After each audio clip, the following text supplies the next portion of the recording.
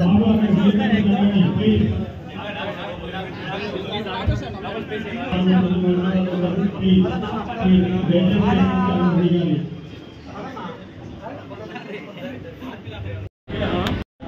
ఉమ్మడి ఖమ్మం జిల్లా ప్రజానేత రాష్ట్ర మంత్రివర్యులు ఈనాటి ముఖ్య అతిథి పొంగులేటి శ్రీనివాసరెడ్డి గారు, అదేవిధంగా మన స్థానిక శాసనసభ్యులు పెద్దలు ప్రియతమ నాయకులు కూనంనేని సాంబశివరావు గారు, మరి ఈనాడు పాల్వంచ పారిశ్రామిక కేంద్రంలో ఈ ప్రెస్ క్లబ్ నిర్మాణానికి సహకరించి నిర్మించినటువంటి స్థలం ఇచ్చిన కేటీపీఎస్ యాజమాన్యం సురేష్ రెడ్డి గారు ఇప్పుడే వారు చెప్పారు, నాకు పెద్ద ఇల్లు లేకపోయినా మంచి ప్రెస్ క్లబ్ని సమాజానికి ఉపయోగపడే విధంగా పాత్రికేయులు పనిచేస్తారు కాబట్టి పాత్రికేయ సమాజానికి అందించారని చెప్పి వారు చెప్పడం జరిగింది.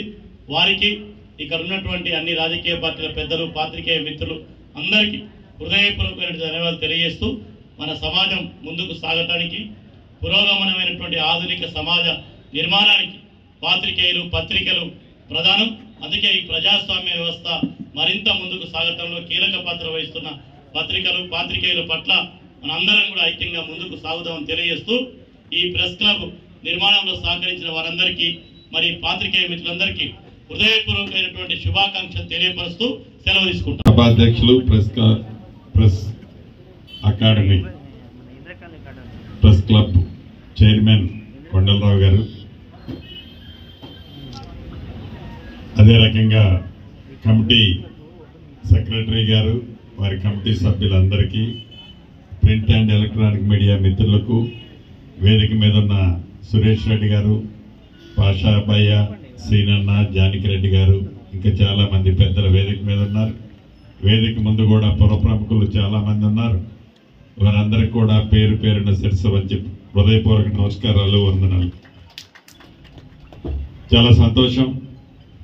పాలవంచలో ఇప్పుడే స్థానిక శాసనసభ్యులు కూనంనేని సాంబశివరావు గారు కూడా ఓపెనింగ్ అయిన తర్వాత హైదరాబాద్లో సింగరేణికి సంబంధించిన ఒక ఫంక్షన్ గురించి వారు వెళ్ళారు.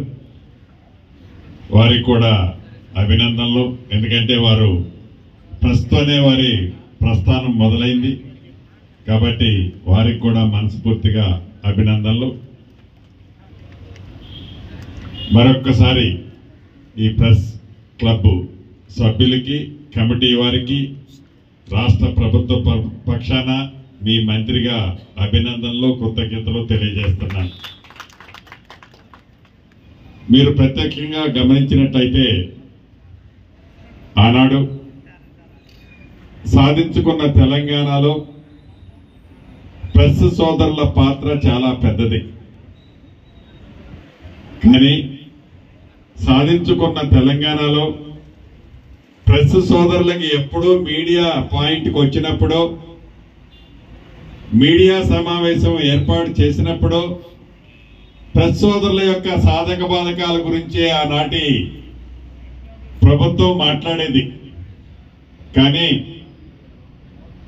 వారి యొక్క కష్టాలను కానీ వారి సమస్యలను కానీ ఆనాటి ప్రభుత్వం తీర్చలే.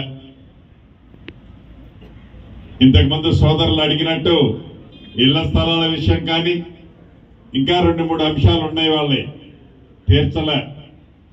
తప్పకుండా ఈ పేదోడు ప్రభుత్వం ఇందిరమ్మ రాజ్యం వచ్చిన తర్వాత యథార్థంగా రేపు ఎల్లుండి 28వ తారీఖు నాడు జవహర్ సొసైటీకి సంబంధించిన సుమారు 72 ఎకరాలు ప్రైమ్ ఏరియాలో 1050 మంది మీడియా సోదరులు ఎవరైతే ఆ కమిటీలో ఉన్న సభ్యులు ఉన్నారో,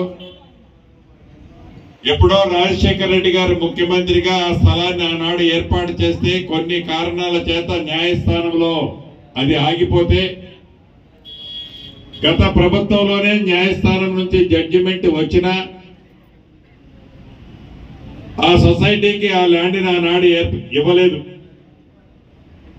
ఈనాడు పెద్దలు రేవంత్ రెడ్డి గారు ముఖ్యమంత్రిగా, ఈ శాఖ మంత్రిగా నేను వచ్చిన తర్వాత ఆ 72 ఎకరాల భూమిని యథార్థంగా ఎల్లుండి 28వ తారీఖు నాడు ఒక పెద్ద బహిరంగ సభ పెట్టి దాంట్లో ఇద్దాం అనుకున్నాం. కానీ ఇంకో 2-3 రోజులలో లేట్ అయ్యేటట్టుంది.